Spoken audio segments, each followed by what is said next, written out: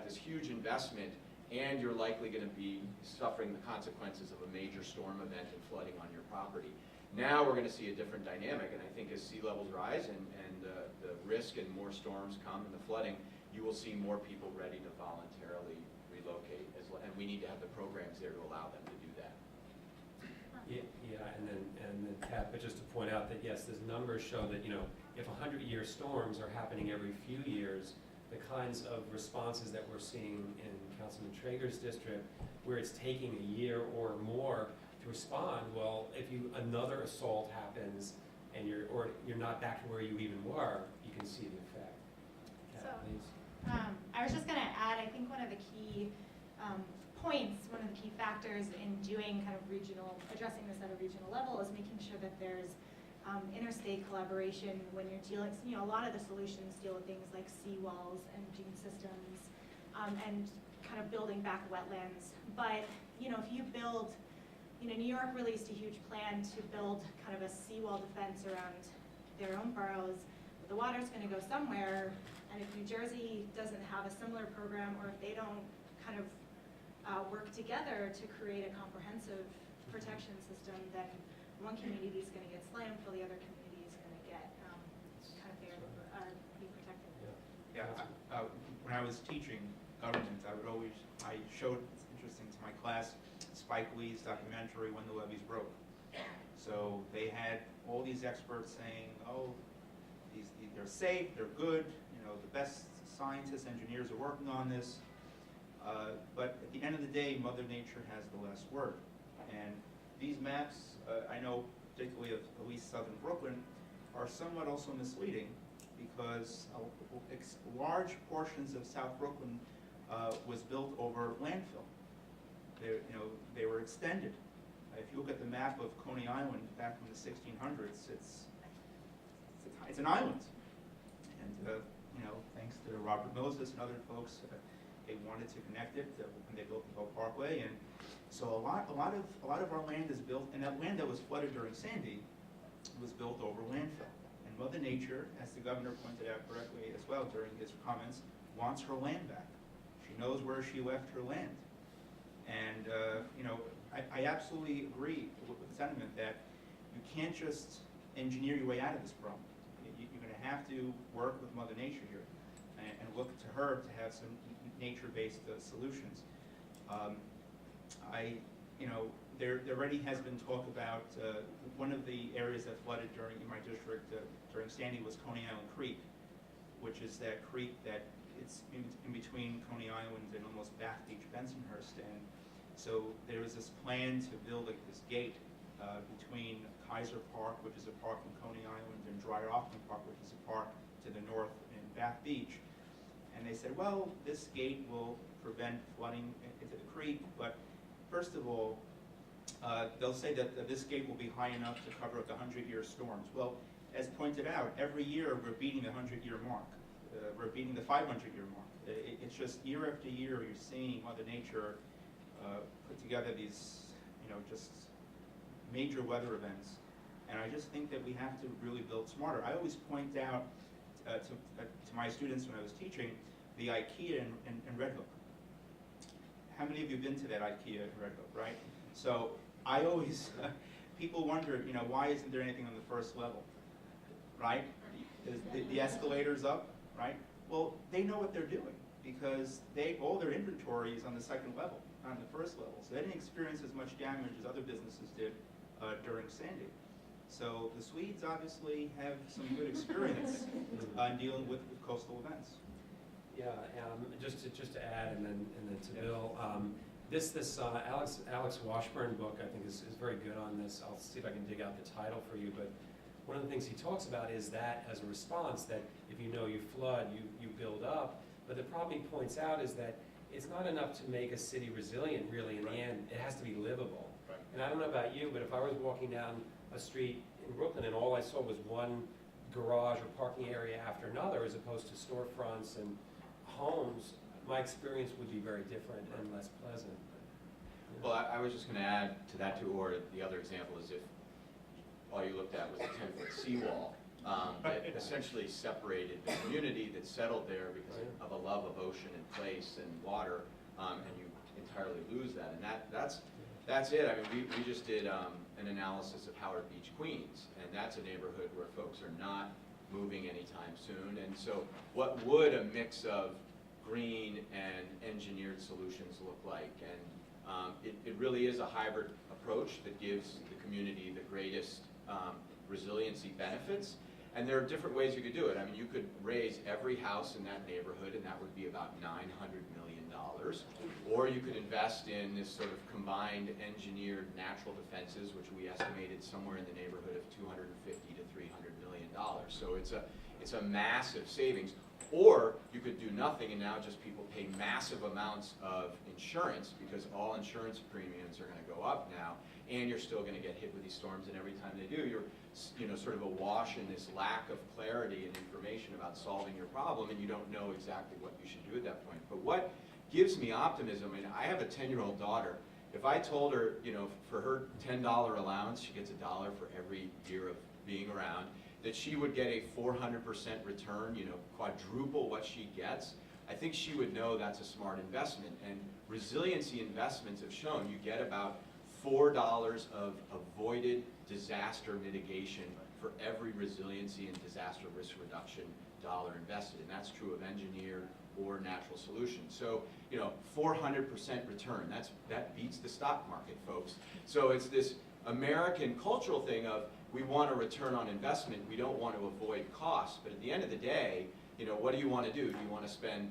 $5 billion on resiliency and disaster risk reduction, or do you want to spend $20 billion on disaster mitigation? And I think that's partly what we need to be thinking about, is really the opportunity that this poses to make it more livable and save us, massive, massive amounts of resources. And just to add to that 400% return is actually on the low end. It's much higher for flooding. But, I think, one of the questions that I think Adam had asked us was, where have we tried and failed to talk about climate adaptation and climate resilience? And, as a country, we got into this habit of saying, coastal protection, flood protection, 100% you're going to be fine. It's sort of this false sense of security that we've gotten ourselves into, and I think a major thing that we need to talk about or shift that discussion is thinking just about risk reduction. So it's about continuing to live with risk and acknowledging that there's still risk, and making sure that people, who are in places that are hazardous, take responsibility for that. And unfortunately, that responsibility often comes at a cost. And so, I think one of the big shifts that I would hope that, you would think about is really changing that discourse from complete protection to risk reduction, and that you're still going to be living with risk. There was a question in the back, I think. Yeah, I was just curious, I guess the question is for the councilman and anyone else who wants to chime in.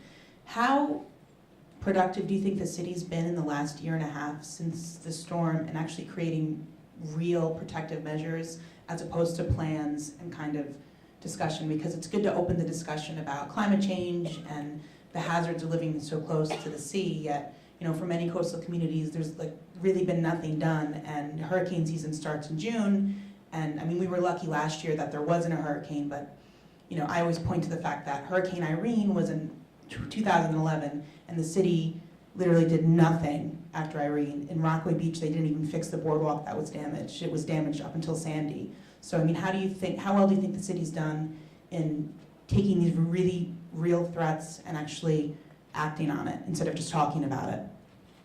That's a great question, and that was actually one of the inspirations for my proposal with Carlos Menchaca to have this committee. To be honest with you, I'll be very blunt. I've seen more PowerPoint presentations and reports and progress. Everyone has a presentation, everyone has a published report, but And the consultants get a lot of money and too. the consultants who draft them up, sure. So we really have not seen that much in terms of progress. Now, what I'm hearing from folks at city government is that there's this web of regulations that we have to navigate through. And a lot of it has to do with what happened or what did not happen post Katrina in New Orleans. That there was a lot of waste, fraud, abuse of monies in New Orleans post Katrina and along the Gulf Coast. And so they Congress put together a whole new set of regulations to try to root that out. But the problem is that we're spending a lot of time trying to navigate through these regulations and to try to get progress flowing. Now, the other thing that I mentioned during the Build It Back meeting in my district the other night was that in my district especially, a third of my constituents are Asian American. A large number of folks also speak Russian. I happen to be the first Russian-speaking member of council history, which is pretty cool. I was born here. My parents are from Ukraine. And you're doing well in the medal count, too. Oh, well. Sochi Games. Well, you can do better well in the country, too. Yeah.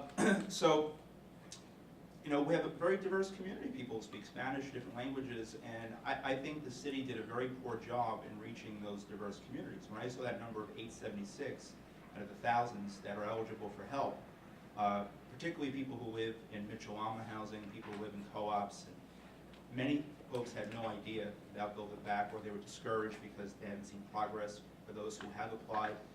When I had that meeting, about 100 folks showed up. Half those people never applied, but are eligible to apply. And they closed registration last October. So now I'm urging the administration to reopen registration again and do a much better job with community-based organizations, nonprofits, houses of worship, elected officials. We'll work together to get as much, local newspapers, diverse newspapers, Russian papers, Chinese, you name it, to do a much better job of outreach. But as mentioned before, the director, Ms. Mallon, just stepped down recently. So to me, we really, at this point, and I know that the mayor is still going through a series of transitions, and we do have to give him some time here because it's not easy. But at some point soon, we really need to have a standing czar. We need someone to coordinate all the moving pieces to this puzzle, because it's not just Build It Back, it's also our infrastructure. The sewer system, I hear in other parts of the city, but at least in my district as well, it's shot, it's dead. Even if it drizzles, it floods on Mermaid Avenue. And there's a lot of sand that came in from the beaches into the sewers. And there's major, major flooding. So we don't even have to wait for a Sandy, or half the strength of a Sandy. Any storm that hits our area, any type of rainstorm, we see flooding in Coney Island and Seagate and parts of Bath Beach. So we have major, major infrastructure needs, and we are still waiting for that money to flow down. We're still waiting for people to navigate this web of bureaucracies from HUD, from CDBG monies and so forth. There's actually a meeting on the 24th in Sheepshead Bay High School, Southern Brooklyn, with regards to the next round of monies that we should be getting. I'm still trying to figure out where the first round of money is. So to me, I think City Hall needs to staff up on people who deal with compliance to make sure that we're navigating these bureaucracies and getting results on the ground. There's something I'd just like to add based on sort of the focus you guys have today, and again, I think it was a very important point about optimism, and the challenge is the short term and how much gets done and how it gets done. Longer term, I'm very optimistic